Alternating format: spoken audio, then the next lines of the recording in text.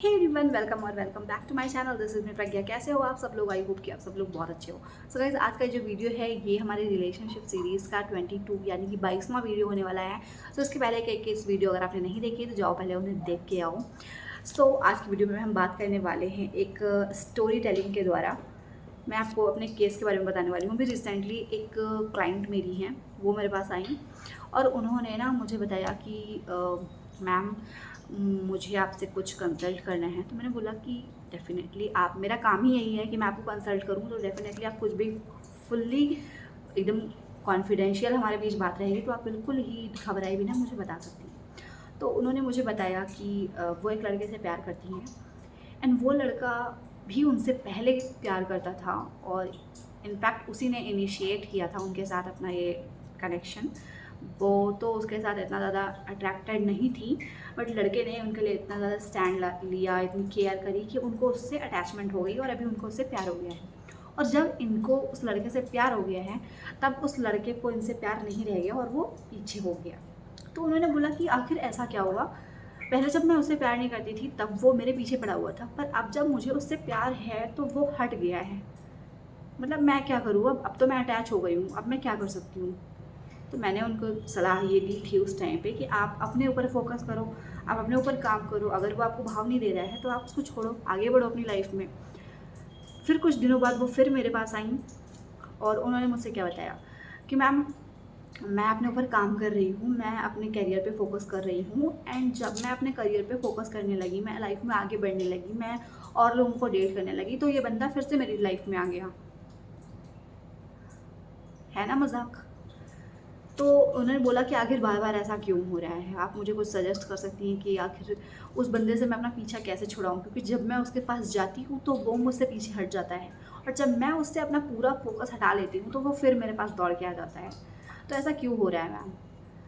तो मैंने उन्हें समझाया, क्या समझाया वो बताने से पहले मैं आपको ये बताऊँगी कि ये कहानी सिर्फ़ उनकी नहीं है, ऐसे बहुत सारे लोग हैं। इवन काफ़ी सारे लोग हैं जिनके साथ ये सेम चीज़ रिपीट होती रहती है और मेरे ख़्याल से अगर आप ये वीडियो देख रहे हो सकता हो आपके साथ भी ये चीज़ हो रही हो।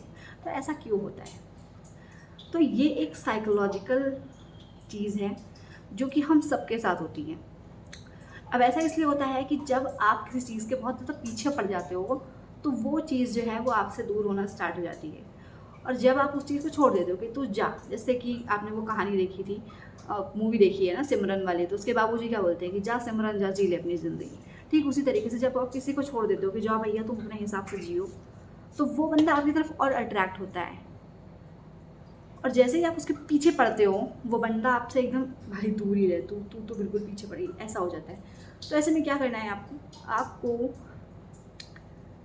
अब ये तो आप कर नहीं सकते हो हर टाइम, क्योंकि अगर आपको एक स्टेबल रिलेशनशिप चाहिए तो आप ये तो हर समय कर नहीं सकते। अब ये तो जेनज़ी लोगों का आजकल चल गया है कि हाँ, वो बहुत ज़्यादा ही साइकोलॉजिकली इन सारी चीज़ों पे फोकस करने लगे हैं, साथ ही उनके अलग-अलग टर्म आ गए हैं तो वो उनके अकॉर्डिंग काम करते हैं।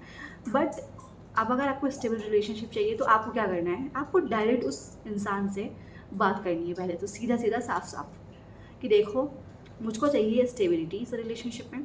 अगर तो तुमको आना है आओ, अगर तो तुमको जाना है तो जाओ। ये 50-50 का खेल मत करो।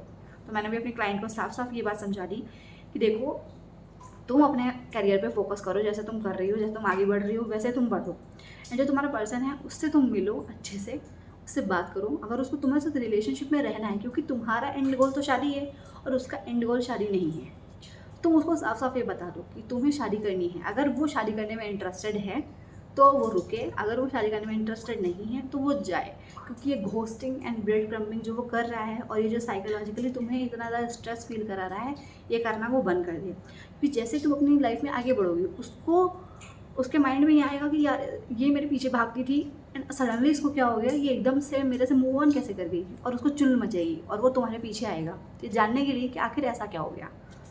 अब तुमको उसको वो चीज़ फ़ीड नहीं करानी है, तुमको उसके पीछे दोबारा नहीं जाना है। तुम डायरेक्टली उससे पूछ लो, अगर हाँ है तो ठीक है, अगर ना है तो भी ठीक है।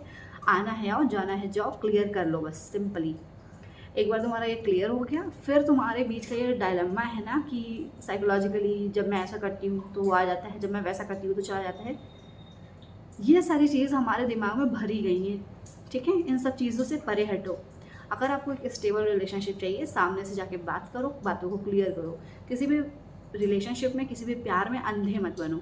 तो मैंने सिंपली उनको ये चीज़ें समझाई, जो कि मैं आपको भी समझा रही हूँ कि अगर आपके साथ भी सेम चीज़ हो रही है तो जिस भी इंसान के साथ अगर आप रिलेशनशिप में हो, ठीक है, अगर आपको तो ऐसे टाइम पास करना है वो आपकी कॉल है कि आपको क्या करना है, आपको उस बंदे के साथ रहना है, आपको नहीं रहना, वो आपकी कॉल है। बट अगर आपको एक प्रॉपर एक स्टेबल रिलेशनशिप चाहिए तो आप अपने जो पर्सन है उसके साथ प्रॉपर एक बात करो, कम्युनिकेशन रखो अच्छे से, अपनी फैमिली को भी इन्वॉल्व कर लो, जिससे कि थोड़ा सा ज़्यादा इस चीज़ का असर उसके ऊपर पड़े। उसकी फैमिली को भी बुलाओ एंड बात करो कि हाँ देखिए, हम दोनों लोग रिलेशनशिप में थे एंड ऐसा ऐसा हो रहा है, अब या तो इन्हें रखना है साथ में रिलेशनशिप तो आगे हम बढ़ाते हैं चीज़ों को, अगर इनको नहीं रखना है तो फिर हम कट ऑफ करते हैं इस चीज़ को यहीं पे, क्योंकि ये बहुत एक स्ट्रेस बढ़ाने वाली चीज़ है। एंड सिर्फ हम एक फैक्टर को लेके, सिर्फ करियर फैक्टर को या फिर सिर्फ रिलेशनशिप फैक्टर को लेके नहीं चल सकते हैं।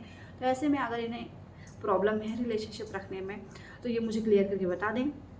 अगर इन्हें रखना है रिलेशनशिप तो रखें, अगर इन्हें नहीं रखना है तो मुझे बता दें कि मैं शादी के लिए कंफर्टेबल नहीं हूँ तुम्हारे साथ, सिर्फ टाइम पास कर रहा हूँ। तो उस हिसाब से मैं अपने आप को संभाल के आगे बढ़ जाऊँगी अपनी लाइफ में, क्योंकि हर बार क्लोजर नहीं मिलता है, इस बात को भी ध्यान रखना। कई बार लोग आपका फ़ायदा उठाएंगे, आपके साथ टाइम स्पेंड करेंगे एंड एकदम से आपको घोस्ट करके चले जाएंगे और फिर वापस आएंगे जब आप अपनी लाइफ में आगे बढ़ जाओगे। तो आपको क्या करना है, आप कट ऑफ कर देना है उनको, एकदम से कट ऑफ कर दो, उनके पास नहीं जाना आपको। ये वो होता है ना, एक मेंटल डिसऑर्डर होती है लोगों को कि किसी को खुश देख के उनसे रहा नहीं जाता है और फिर वो उसको उसकी खुशियों को निचोड़ने के लिए, अपनी तरफ खींचने के लिए वो फिर से आ जाते हैं। तो अगर आपकी लाइफ में भी कोई बंदा ऐसा कर रहा है तो पहले तो उसे डायरेक्ट ये चीज़ कंफर्म करो कि तुम्हें एक स्टेबल रिलेशनशिप देनी है या नहीं।